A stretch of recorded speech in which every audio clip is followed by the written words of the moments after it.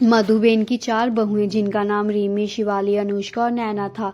सबसे बड़ी बहू रीमी और सबसे छोटी बहू नैना थी। शिवाली और अनुष्का मंझली बहुएं थी। चारों बहुएं एक ही घर में रहती थी, पर काम में बहुत आलसी थी। मधुबेन अपनी चारों बहुओं के आलस्यपन से बहुत तंग आ चुकी थी। मधुबेन के पति को गुजरे हुए 10 साल हो गए थे। तीनों बड़ी बहू ने कभी भी घर के काम को हाथ तक नहीं लगाया। सबसे छोटी बहू नैना, सारा काम उसी के हिस्से आ जाता। सुबह से लेकर रात तक घर का काम करने में ही लगी रहती। रात को रीमी नैना को बोलती है कि नैना, मेरे लिए 1 कप कॉफी बना दो, सुबह का सिर में बहुत दर्द हो रहा है। तो नैना कहती है कि ठीक है दीदी, मैं अभी लेकर आई। उधर शिवाली और अनुष्का भी कहती हैं कि अगर नैना तुम कॉफ़ी बना रही हो तो 1-1 कप हमारे लिए भी बना दो। नैना सोचती है कि तीनों के लिए बना ही रही हूँ तो 1 कप अपने लिए भी बना लेती हूँ। मुझे भी कहाँ पूरा दिन रेस्ट मिलती है, काम कर कर के कमर दुखने लग पड़ी है। 3 कप कॉफ़ी के बनाती है और तीनों के कमरे में कॉफ़ी दे आती है। तो सास बोलती है कि बहू, कॉफ़ी बची है तो मेरे को भी दे दो थोड़ी सी। बेचारी अपने हिस्से की कॉफ़ी सास को दे आती है। अगले दिन सुबह तीनों बहुएं अपने अपने काम पर चली जाती हैं। नैना सब्जी काटते काटते साथ में टीवी देख रही होती है तो सीरियल में घर में काम करती हुई नौकरानी को देखती है तो अपने आप से बात करती है कि आज तीनों दीदी जब घर आएंगी तो उनसे बात करूंगी कि घर में एक नौकरानी रख लेते हैं, जिससे काम करना थोड़ा आसान हो जाएगा।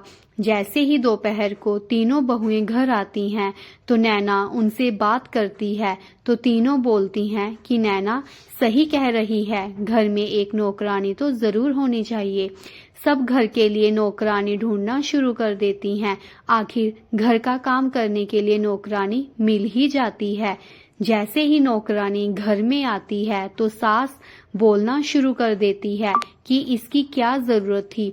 तो चारों बोलती हैं कि हमें टाइम नहीं मिलता, इसलिए हमें नौकरानी की जरूरत थी। तो सास बोलती है कि जैसे तुम चारों की मर्जी, थोड़े दिन तो नौकरानी घर का अच्छे से काम करती है, घर का माहौल भी कुछ दिनों तक ठीक रहता है। उसके बाद तीनों बड़ी बहुएं उसको कहती हैं कि तुम अब से हमारे काम करोगी, घर के काम नहीं करोगी। तो नौकरानी बोलती है कि दीदी, मुझे तो सिर्फ घर का काम करने के लिए ही बोला है। तो दोनों मंझली बहुएं कहती हैं कि दीदी ये नहीं मानेंगी। तो रीमी कहती है कि देख, हम तुम्हें ज्यादा पैसे देंगे। तो वे मान जाती है और बोलती है कि क्या करना है मुझे। तो तीनों बोलती हैं कि तुम्हें घर का काम नहीं करना, सिर्फ हमारा काम करना है। मेरे ऑफिस जाने से पहले मेरे कपड़े इस्त्री करोगी और ब्रेकफास्ट में ब्रेड आमलेट बनाया करोगी। तो शिवाली और अनुष्का कहती हैं कि हमें ब्रेकफास्ट में रोज परांठे चाहिए। अगले दिन नैना नौकरानी को बोलती है कि सुबह के आज 9 बज रहे हैं और तुमने अभी तक झाड़ू नहीं लगाया, माँ जी गुस्सा होंगी।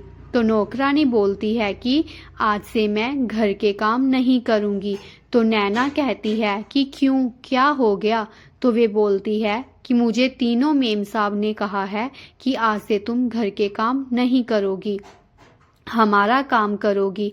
तो नैना कुछ नहीं बोलती। फिर शाम को नैना तीनों से बात करती है तो तीनों बहुएं बोलती हैं कि हमने कहा है उसे, अगर तुम्हें घर का काम ही करवाना है तो अपने लिए दूसरी नौकरानी ढूंढ लो। तो नैना कहती है कि दीदी, मेरा फिर इसे पैसे देने का क्या फायदा। तो तीनों बोलती हैं कि हम तो आत्मनिर्भर हैं, तुम कौन सा कोई नौकरी करती हो, घर पर ही रहती हो, तो घर के काम कर लो। नैना नाराज होकर अपने कमरे में चली जाती है। तो उसकी सास कमरे में आती है और बोलती है कि देख लिया इन तीनों को, तुमने ही इनको सिर पर चढ़ाकर रखा है, तुम क्यों करती हो उनके हिस्सों के काम। तो नैना कहती है कि मैंने आज तक उनमें कभी भी कोई भेदभाव नहीं किया। तो सास बोलती है कि उन तीनों ने तो किया है ना तुम्हारे साथ भेदभाव।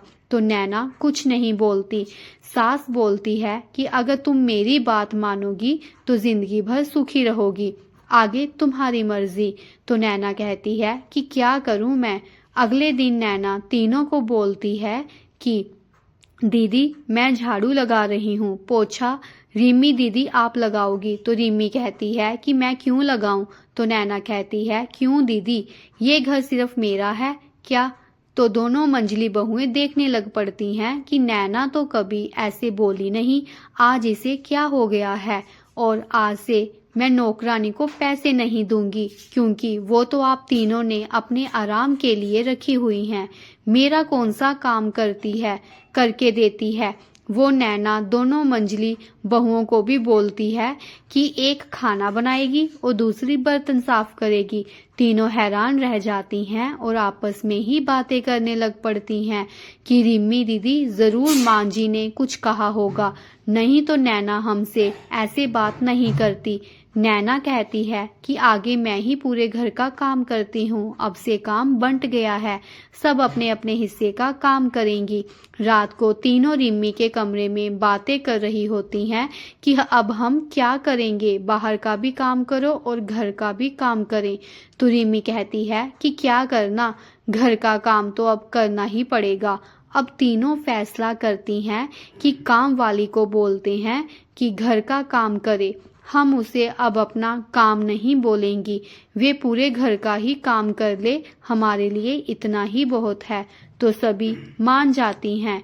नैना अपनी सास को बोलती है कि मां जी आपकी बताई हुई तरकीब काम में आ गई, मैं सोच रही हूँ कि मैं भी तो पढ़ी लिखी हूँ और सिलाई कढ़ाई भी जानती हूँ, क्यों ना मैं भी अपना कुछ काम करूं। तो उसकी सास बोलती है कि तुम सही कह रही हो नैना बहू, हमारी दुकान खाली पड़ी है, वहां पर तुम अपना सिलाई कढ़ाई का काम भी खोल सकती हो, वैसे भी वे दुकान कितने सालों से बंद पड़ी है। तो नैना अपने पति से बात करके सिलाई कढ़ाई का काम खोलती है और ऑनलाइन क्लास भी देती है।